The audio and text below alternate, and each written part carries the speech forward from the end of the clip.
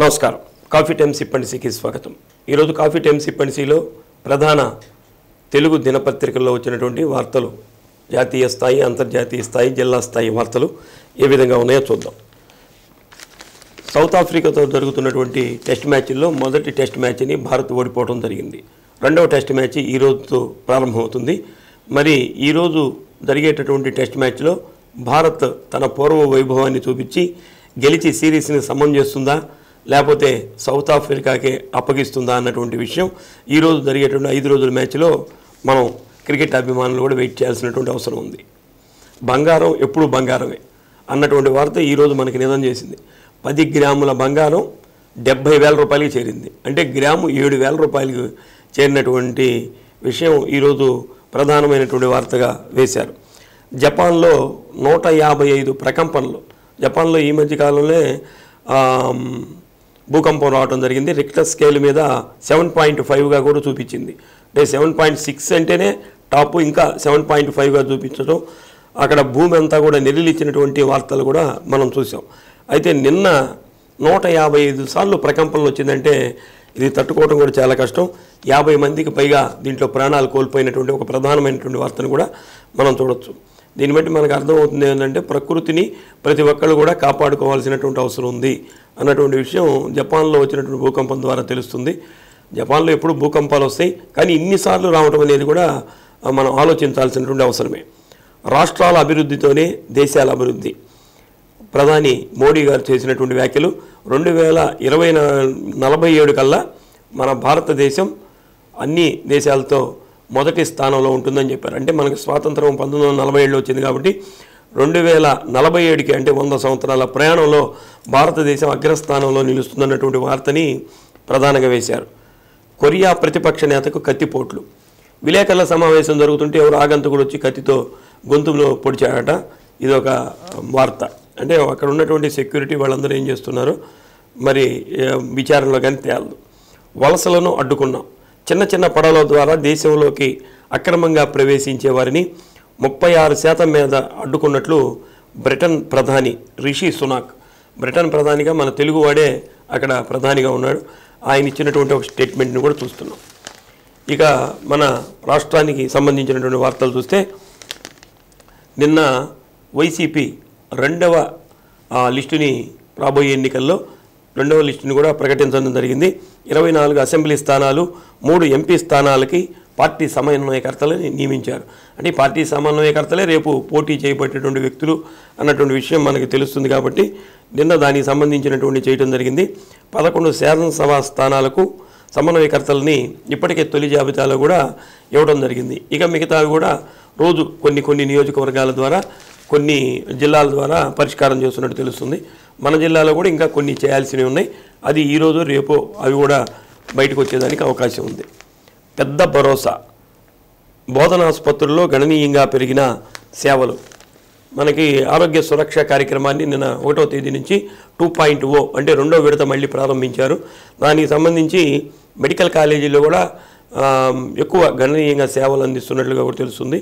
ప్రతి ఒక్కళ్ళు కూడా పోయిన విడతలో చేయించుకున్నటువంటి వాళ్ళు, పరీక్షలు చేయించుకున్నటువంటి వాళ్ళు, వాళ్ళ దగ్గర ఉన్నటువంటి కేస్ షీటు, వాళ్ళకి రాసి ఇచ్చినటువంటి మెడికల్ రిపోర్ట్స్, ఇవన్నీ కూడా ఈ తరవ వచ్చేవాళ్ళు కూడా తీసుకొని రావాలని చెప్పి అధికారులు కూడా కోరుతున్నటువంటి సందర్భం. దీన్ని కూడా ఉపయోగించుకోవాలని కోరుతున్నారు. పింఛనే కాదు, పెన్షనర్లు పెరిగారు. అలానే మనకి రాష్ట్రంలో ఇచ్చేటటువంటి పింఛన్ ఏదైతే ఉందో కొత్తగా ఎప్పుడు ఎవరికైతే అర్హత సాధిస్తారో వాళ్ళకి అప్పుడప్పుడు వెంటనే ఇస్తున్నారు. అలాగనే పెన్షన్ పొందేవాళ్లే కాకుండా పెన్షనర్స్ కూడా, అంటే రిటైర్మెంట్ అయ్యి ఆ పెన్షనర్స్ కూడా పెరిగారన్నటువంటి ఒక వార్తను కూడా మనం చూస్తున్నాం. మున్సిపల్ సమ్మె వాయిదా. సిఐటియు మినహా మిగిలిన సంఘాల నిర్ణయం. పారిశుధ్య కార్మిక సంఘాల నేతలతో మంత్రుల బృందం సుదీర్ఘ చర్చలు. మున్సిపాలిటీ వాళ్ళ సమస్య ఏదో పరిష్కారమైనట్లుగా మనకి చూస్తున్నాం. ఇది సాక్షి దినపత్రికలో వచ్చినటువంటి వార్తలు. ఆంధ్రజ్యోతి దినపత్రికను చూస్తే రేపే కాంగ్రెస్లోకి షర్మిల ప్రవేశిస్తున్నటువంటి ఒక వార్తను, ప్రధానమైనటువంటి వార్తను వేశారు. రాహుల్ ఖర్గే సమక్షంలో చేరనున్న షర్మిల అన్నటువంటి వార్తని చూస్తున్నాం. చంద్రబాబు నాయుడు గారు ఎన్నికల శంఖారావం పూరిస్తున్నట్టు తెలుస్తుంది. దీనికి సంబంధించి 5వ తేదీ నుంచి ఈ కార్యక్రమాన్ని ప్రారంభిస్తున్నారు. రా కదలిరా టీడీపీ రణ నినాదం పేరుతో 12 రోజుల్లో 12 చోట్ల సభలు నిర్వహించేందుకు ఏర్పాట్లు. ఈనాడు దినపత్రికని తీసుకుంటే అభ్యర్థులతో బంతాట అన్నటువంటి ప్రధానమైనటువంటి వార్తను వేశారు. చెరువులన్నీ చెరిపేస్తున్నారు అన్నటువంటిది ఇంకొక వార్త మనం ప్రధానంగా చూస్తున్నాం. షర్మిల గారి వార్తను కూడా ప్రధానంగా ఈనాడులో వేయటం జరిగింది. ఇక జిల్లా స్థాయి వార్తలు కనుక చూస్తే వారికి అక్రమ లేఅవుట్లపై కఠిన చర్యలు తీసుకోవాలని చెప్పి జిల్లా కలెక్టర్ గారు సంబంధిత అధికారులు ఎవరైతే ఉంటారో వాళ్ళందరినీ కూడా ఆదేశించడం జరిగింది. ఎక్కడ చూసినా సరే భూ వివాదాలు మనకి ప్రకాశం జిల్లాలో ఎక్కువగా కనిపిస్తున్నాయి. ఎక్కడ ఖాళీ ప్లేస్ ఉన్నా సరే దాని మీద వేరే రకమైనటువంటి డాక్యుమెంట్స్ పుట్టించడం, ఇట్లా జరిగినటువంటి ఇవన్నీ కూడా మన ఒంగోలులో ఉన్నాయి. సిట్టు బృందాన్ని ఏర్పాటు చేయటం, వీటి ద్వారా చేస్తున్నారు. అయితే అక్రమ లేఅవుట్లు ఎక్కడైతే వేస్తున్నారో అంటే ఆక్రమించుకొని ప్రభుత్వానికి సంబంధించి కానీ వీటన్ని అక్రమ లేఅవుట్లు పర్మిషన్ లేకుండా వేస్తున్నారో అటువంటి వాటిని గుర్తించి వాటిని మళ్ళీ స్వాధీనం చేసుకొని వారి మీద యాక్షన్ తీసుకోవాలని కూడా కలెక్టర్ గారు సూచనలు చేయడం జరుగుతుంది. అలానే జగనన్న లేఅవుట్లలో ఇప్పటికే నిర్మాణాలు జరుగుతున్నాయి, మధ్యలో ఆగిపోయినవి కూడా ఉన్నాయి. వాటిని కూడా వేగవంతంగా పూర్తి చేయాలని చెప్పి అధికారులు కలెక్టర్ గారు ఆదేశించినటువంటి వార్తలు కూడా మనం చూస్తున్నాం. మనకి నవోదయ విద్యాలయం అంటే బాగా పేరున్నటువంటిది, కేంద్ర ప్రభుత్వం ద్వారా నడుస్తున్నటువంటి విద్యా సంస్థ నవోదయ. ఒకటి కేంద్రీయ విద్యాలయం. కేంద్రీయ విద్యాలయంలో డే స్కాలర్ తోటి విద్యాబోధన నేర్పిస్తారు. ఈ నవోదయాలయం ఏంటంటే హాస్టల్, గురుకుల విద్యలాగా అక్కడే విద్యార్థులకి అన్నీ ఏర్పాటు చేసి వాళ్ళకి విద్యాబుద్ధులు నేర్పించడం జరుగుతుంది. దీంట్లో 6వ తరగతి ప్రవేశానికి 6వ తరగతి నుంచి ప్రవేశానికి పరీక్ష పెడతారు. ఆ ప్రవేశ పరీక్షకి సంబంధించి డేట్ను కూడా ఇచ్చారు. 20వ తేదీ ప్రవేశ పరీక్ష జరుగుతుందట. దీనికి సంబంధించి ఆ రోజు 20వ తేదీ ఉదయం 11 గంటలకు ప్రవేశ పరీక్ష జరుగుతుంది. అయితే వీళ్ళ హాల్ టికెట్లు తీసుకోవాలి కాబట్టి ఈ హాల్ టికెట్లు ఆన్లైన్లో ఎవరైతే అప్లై చేసుకున్నారో వాళ్ళు ఆన్లైన్ ద్వారానే హాల్ టికెట్ తీసుకోవాలని చెప్పి కోరుతున్నారు.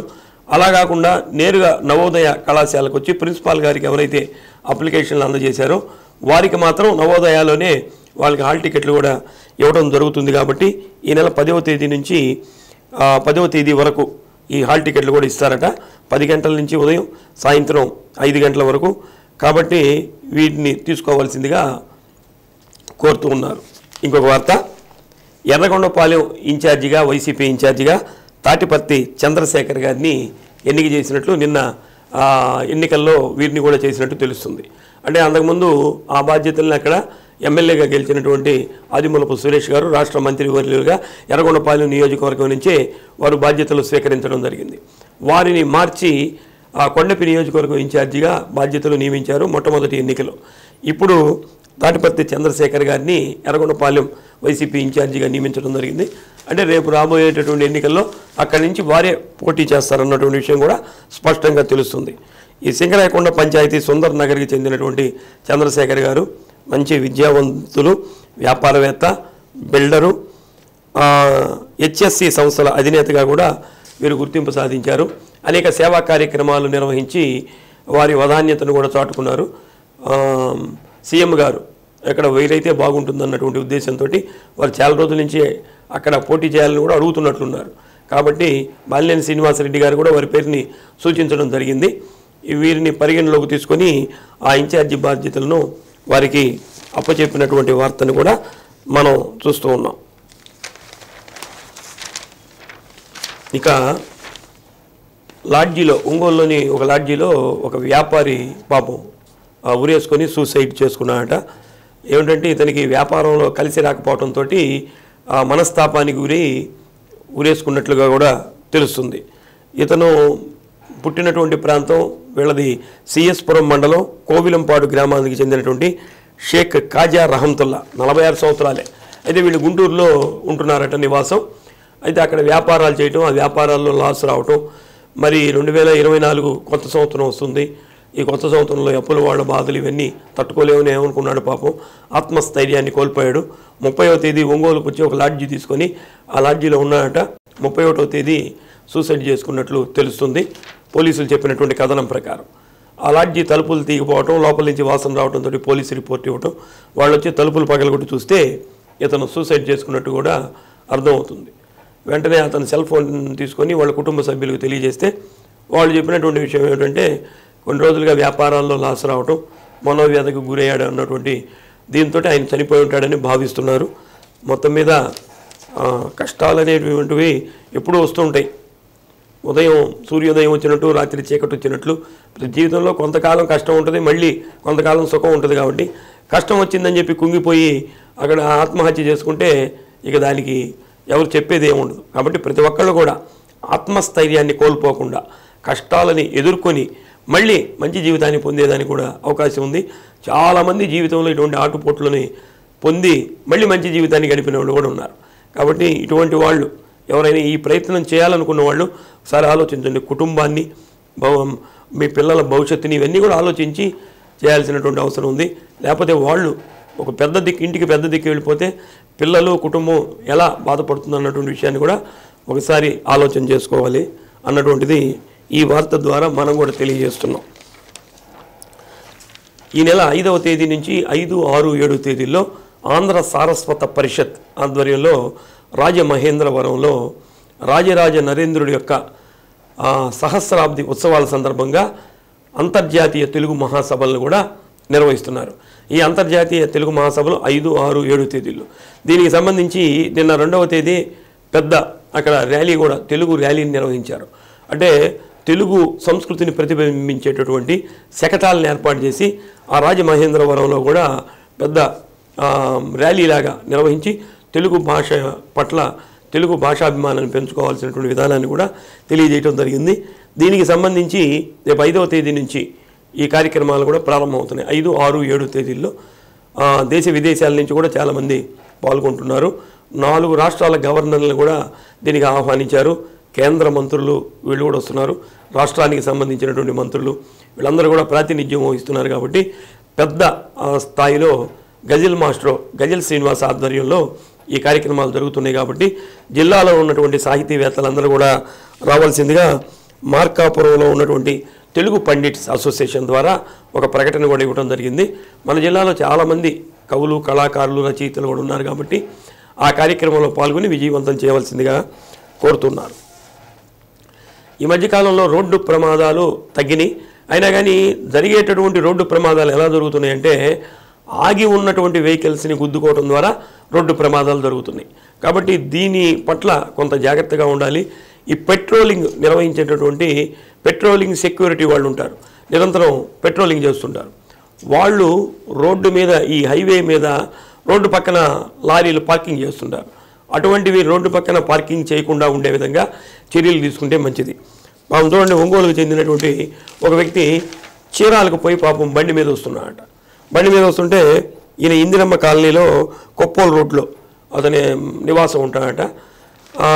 ఆ ఫ్లైఓవర్ మీద నుంచి వచ్చేటప్పుడు చీరాల నుంచి నేరుగా పాపం ఇంటి దగ్గరికి రాబోతున్నాడు.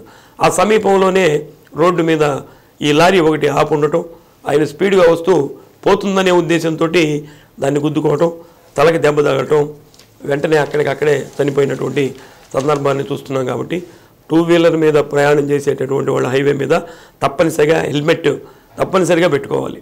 హెల్మెట్ పెట్టుకుంటే ఇటువంటి ప్రమాదం జరగకుండా ఉండేది. ఒకవేళ జరిగినా కానీ హెడ్ ఇంజరీ కాకుండా ఉండేది. హెడ్ ఇంజరీ కావడంతో వెంటనే అతను చనిపోయినట్టు తెలుస్తుంది.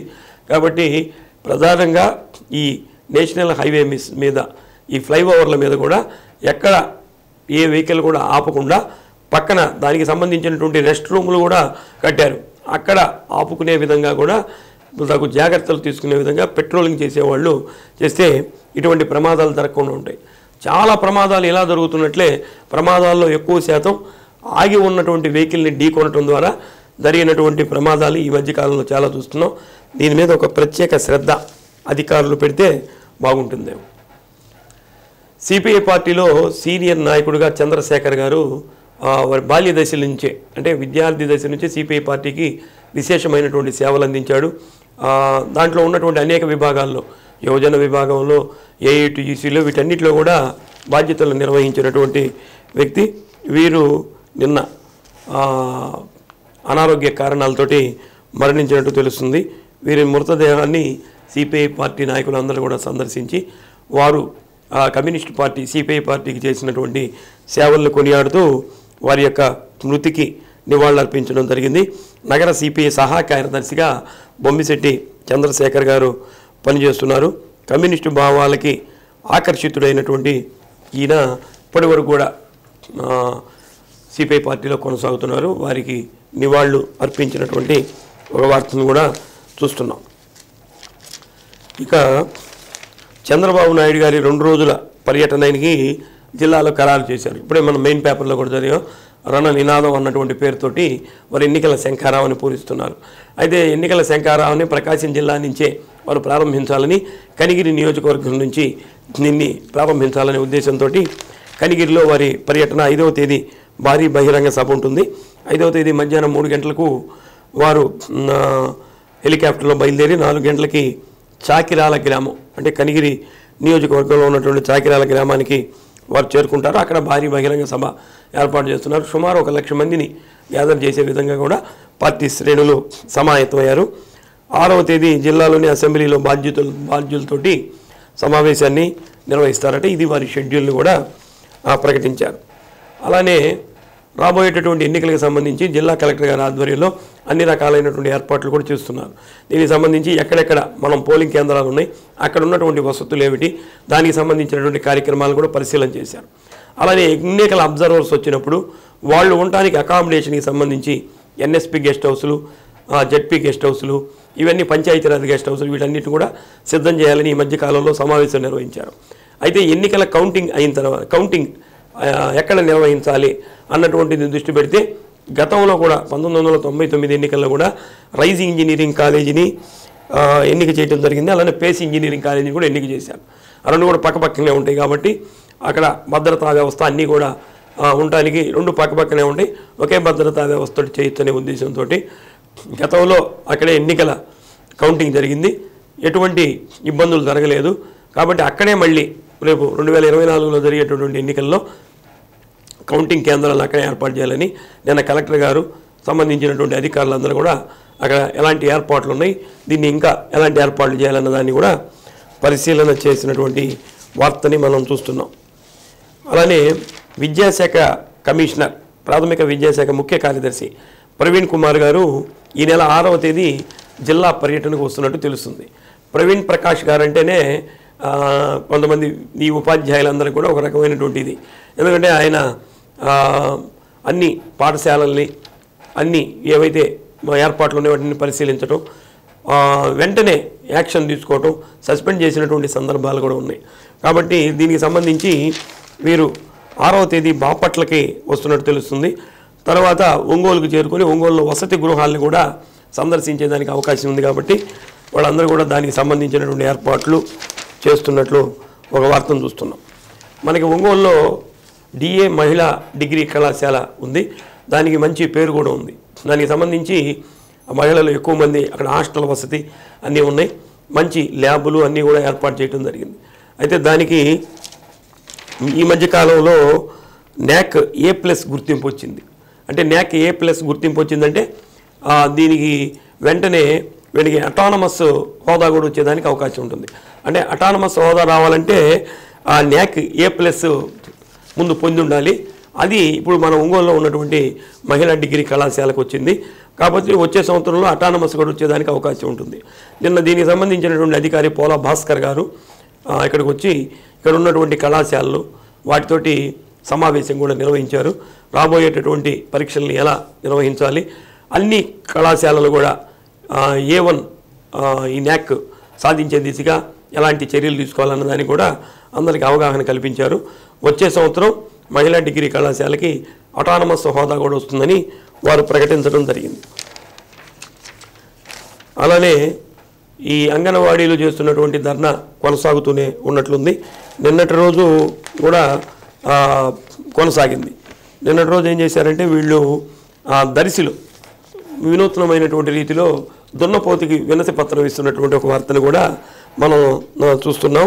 మొత్తం మీద ఈ ప్రభుత్వం కూడా అంటే ఇప్పుడు మున్సిపల్ కార్మికులతో కూడా మంత్రులు సమావేశం నిర్వహించారు.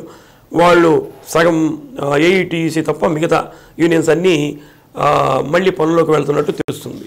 అట్లానే వీళ్ళతో కూడా సమావేశం నిర్వహించి ఏదైనా సత్ఫలితాలు ఇస్తే వాళ్ళు కూడా మళ్ళీ డ్యూటీలకు వెళ్ళేదానికి అవకాశం ఉంటుంది. కాబట్టి ప్రభుత్వం కూడా వాళ్ళతోటి ఒకసారి సమావేశం నిర్వహిస్తే ఫలితాలు వచ్చేదానికి అవకాశం ఉంటుంది.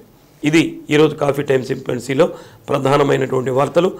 రేపటి కాఫీ టైమ్ సింపెన్సీలో మళ్ళీ కలుద్దాం. అంతవరకు సెలవు. నమస్కారం.